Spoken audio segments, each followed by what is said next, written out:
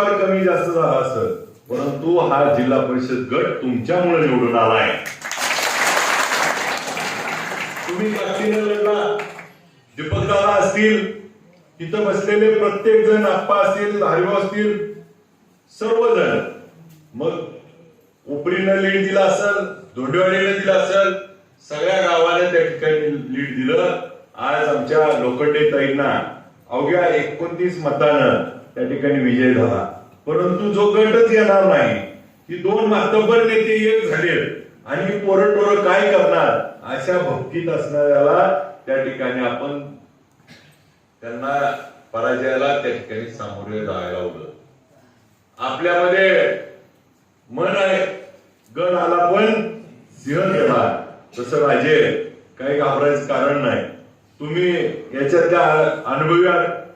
तुम्ही या दोघीं नाही आणि सगळ्या आपल्या सदस्यांना दर मंगळवारी पंचायत समितीत घेऊन बसत जावा आणि दर मंगळवारी आपल्या तालुक्यातल्या येणाऱ्या प्रत्येक माणसाचं काम सोडवलं पाहिजे. आणि काम सोडवण्यासाठी या भागाचे खासदार आणि मी आमदार म्हणून आपल्या सोबत त्या ठिकाणी खांद्याला खांदा लावून आम्ही दोघेही असणार आहे.